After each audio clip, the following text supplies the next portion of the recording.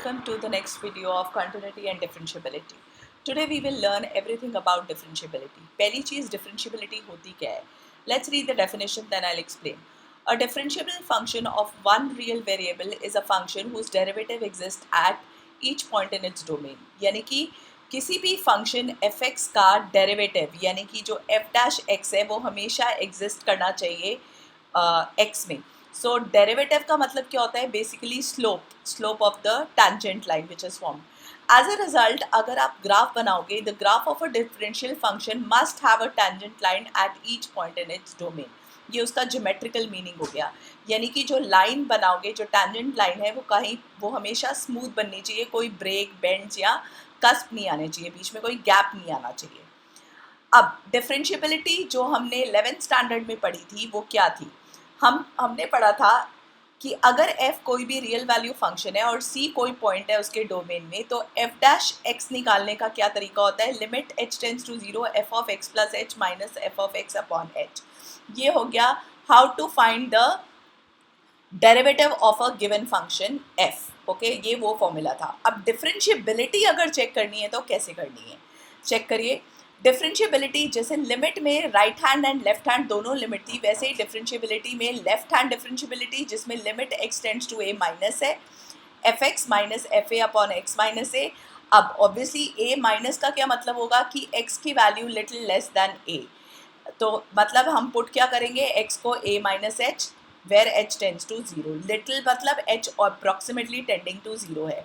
तो limit h tends to 0 f of a minus h upon f a minus h. तो यानी कि left hand differentiability अगर आपको किसी भी फंक्शन एफ एक्स के लिए फाइंड करनी है at x equal to a, तो आप फॉर्मूला क्या यूज़ करोगे? Limit h tends to 0 f of a minus f of a upon minus h. This is the formula for left hand differentiability. अगर right hand differentiability check करनी है तो obviously x tends to a plus हो जाएगा, यानी कि put क्या हो जाएगा? a plus h. तो फॉर्मूला क्या हो जाएगा? Limit h tends to 0 f of a plus h minus f of a upon h. This is the formula of right hand differentiability. अगर लेफ्ट हैंड राइट हैंड दोनों equal आते हैं, check करिए. If left hand differentiability and right hand differentiability equal आते हैं, then we say that the function is differentiable at x equal to a. Now there are two very important theorems in NCERT related to it. One is a theorem and the another one is a fact basically. Let's learn.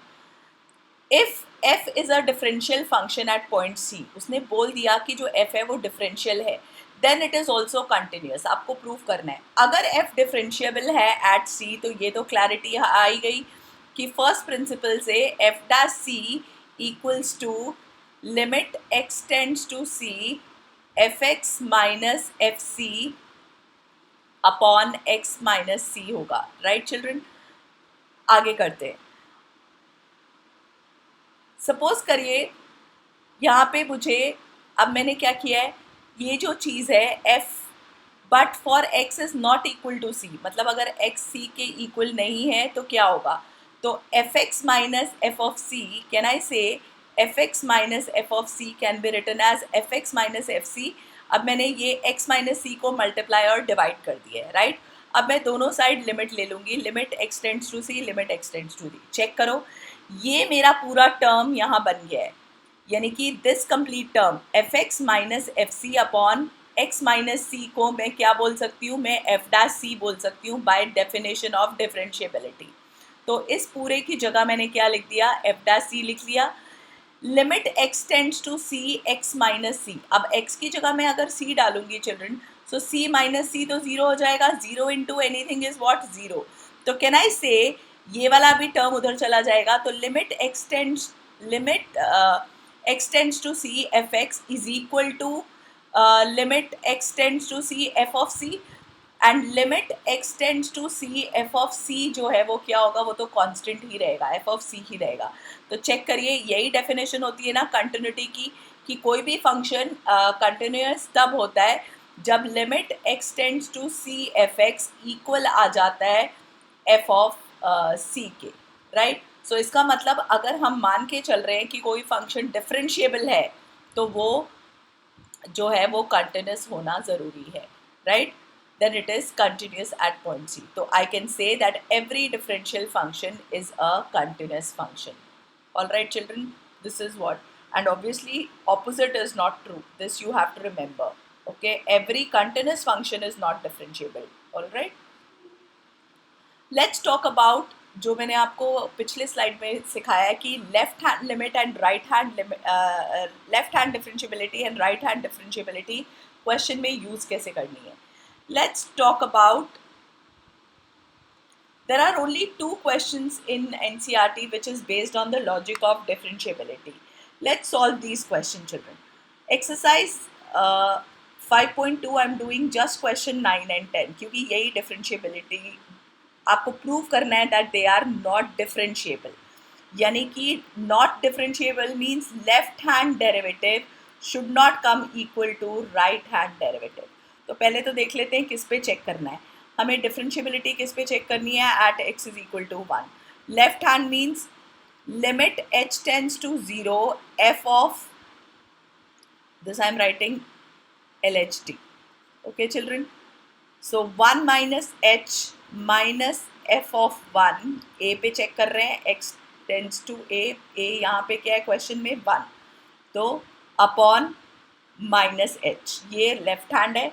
Similarly मुझे right hand differentiability find करनी है, तो वो क्या आएगी? Limit h tends to 0 f of a plus h, a क्या है? 1 है जिस पे डिफरेंशिएबिलिटी चेक कर रहे हैं, minus f of 1 upon h. Right, let's put.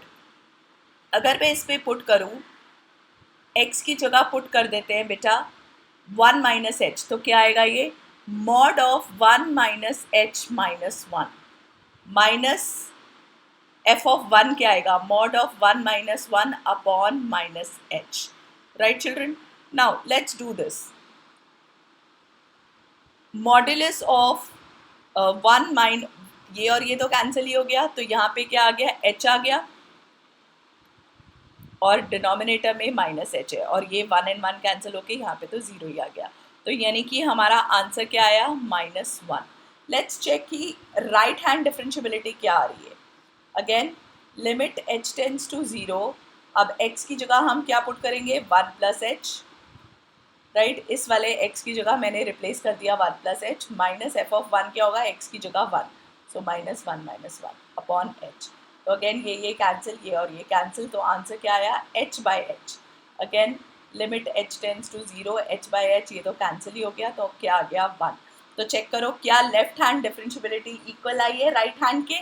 नहीं आई. Left hand differentiability, that is limit h tends to 0 f of 1 minus h minus f of 1 upon minus h is not equal to the right hand differentiability. So f of 1 plus h minus f of 1 upon h, hence it is not differentiable. So we have proved the function not differentiable. Let's do it for the next question. Next question जो question number 10 है वो क्या कहता है कि आप differentiability check करो.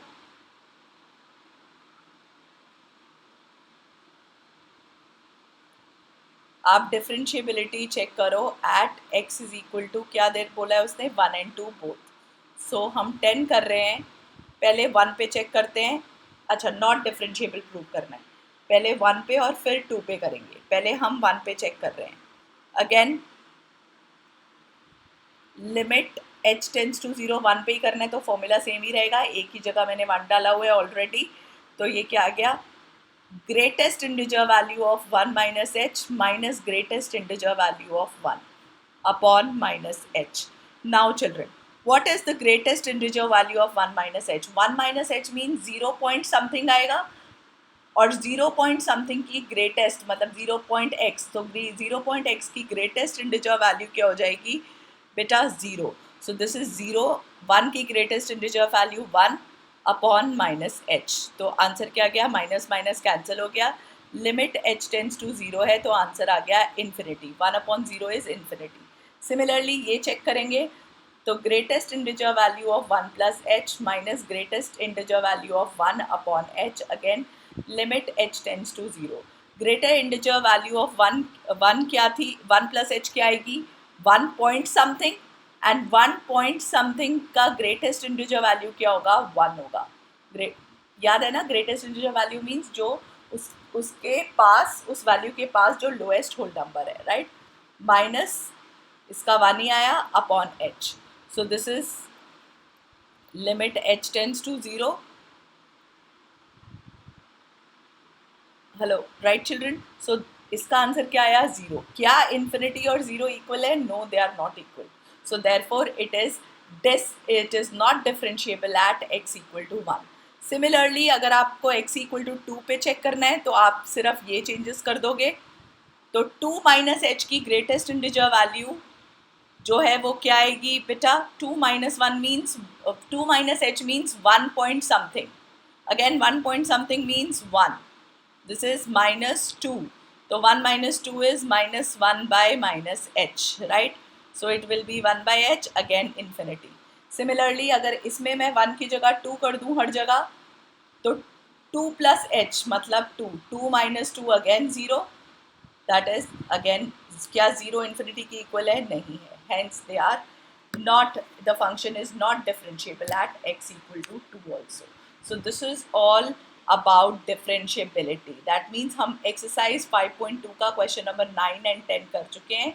बाकी question मैं आपको next video में बताऊंगी क्योंकि वो एक अलग rule पे based है।